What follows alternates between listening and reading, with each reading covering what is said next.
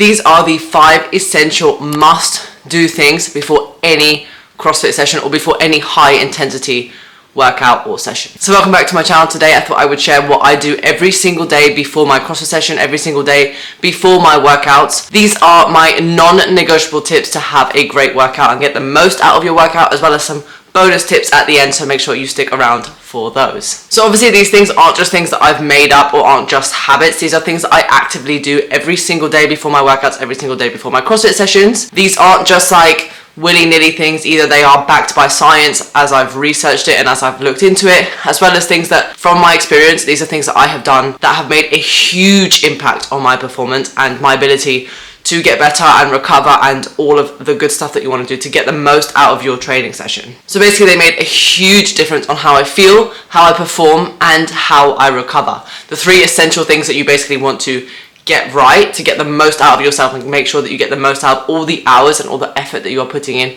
in the gym. So let's get right into the things that you should be doing before the gym, the most underrated tips that I have found, and the most important things that people miss that make a huge difference on your performance, your ability to recover, and just your general feeling during, after, and before the gym. So number 1 is that you want to hydrate like a pro. Number 1 is just hydration. Now you're probably thinking, yeah, okay, Han, that's kind of obvious. Like I obviously drink water, blah, blah, blah.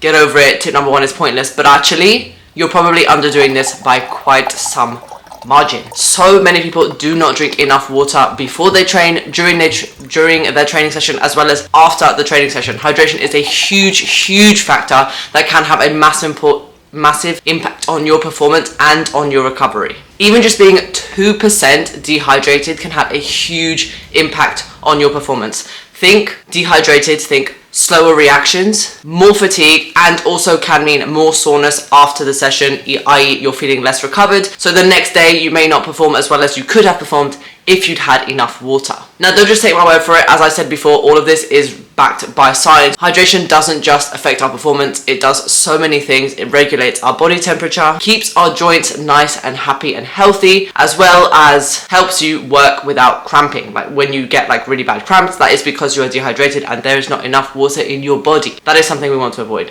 obviously. So I know you're thinking, Han, okay, what do I need to drink? How much do I need to drink before, during, and after my session? So these are the general guidelines that I tend to stick by and things that I've researched that tend to help me. Within these frames, usually I think is a pretty good one. I think you can overdo it before, so just tend to stick to the guidelines and just see how you feel. And then if you need more, then drink more. But if you feel good, then there's no need to like be drinking like tons and tons of water before your session. So the general guidelines are to drink between 500 to 600 milliliters of water 2 to 3 hours before your training session, then an extra 200 to 300 mils just before your training session, like 30 to 60 minutes before your training session. I would try to aim it within that half hour before the training session to drink the 200 to 300 mils. Even if it's like just before you leave to go to the gym, you drink 200 to 300 milliliters of water.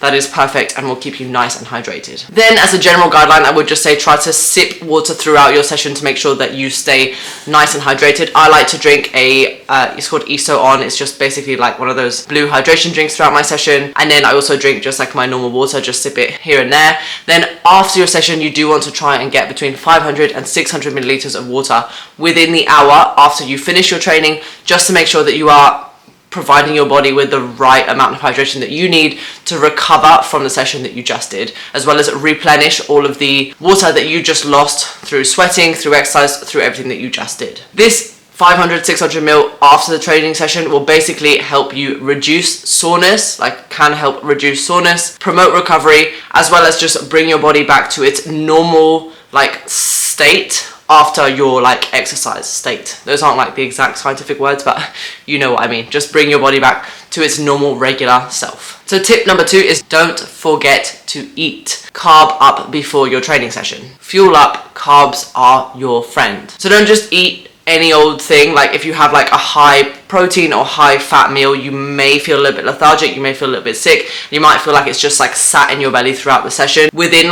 the hour before your training session, I would suggest having a higher carb meal. This can be rice cakes, oats, banana, like fruit, like something with honey, like anything that you find works well for you before training to make sure that you feel good, but just something that's really high in carb that provides you with the energy that you need to train. CrossFit is a high intensity workout, so if you are ever doing any high intensity workout, you will need glycogen in your body, and glycogen is basically stored energy like carbohydrates. So if you have that within your system, that will help you perform better. Scientific evidence does suggest that if you have a lower carb intake before your session, this can make you feel a little bit more lethargic and more tired, as your body doesn't have those quick and easy energy resources that it needs, especially in the high intensity workouts like sprints, metcons, where your body just needs quick fuel that is ready in your body instead of having to break down what is already there, as in like stored fats. So like with the water, a general guideline, my nutritionist recommended that I have 1 gram of carb per kilo of body weight. So I weigh 80 kilos, so well, thereabouts. So I would have 1 gram of carbohydrate per kilo, which would mean I would have 80 grams of carbs right before my training session, which would fuel my training session. I go for something that is really quick and easy to digest and something that is quick and easy to grab. So sometimes I'll just have a bagel with some jam, I'll have a banana, I'll have some rice cakes with milk chocolate, which I absolutely love. I keep it really simple and keep it really carby, but I also try to use it as like my little treat before training, because I find that having that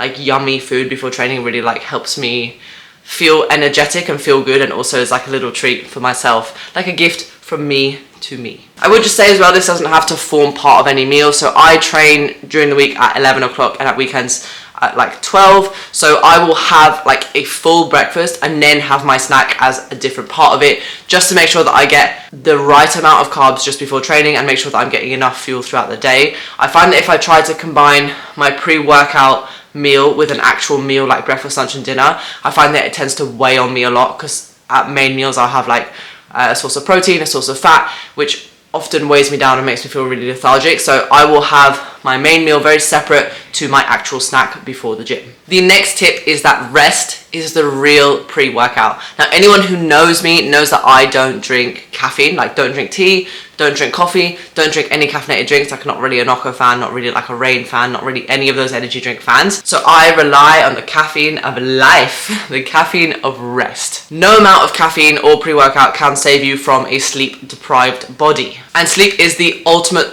performance booster more than any other supplement. So if you are going to do one thing right, try to get between 7 to 9 hours sleep a night. That will be the best performance booster that you can get. It's free, it's easy to do. Just go to bed earlier, try to relax, have like a little bedtime routine, and just try and get those hours in your bed. And I hate to break it to you, but research does show that if you have even one missed night's sleep, that can have a serious impact on your endurance and strength. So just try to hit the 7 to 9 hours and you'll be ready to absolutely smash it in the gym. Now, I know that it's not always realistic and lots of people aren't able to get 7 to 9 hours, but I'm just saying, try your best, do your best, and don't always rely on the caffeinated beverages. Just try to give your body what it needs, give your body a good sleep. The next tip is obviously another like pretty obvious tip, but warm up like you mean it. Now, most of the time I completely get it. I always want to skip my warm up. Sometimes I go into the gym and I'm like, I feel ready, I just want to jump in and just do my bits, blah blah blah. But that is not the way.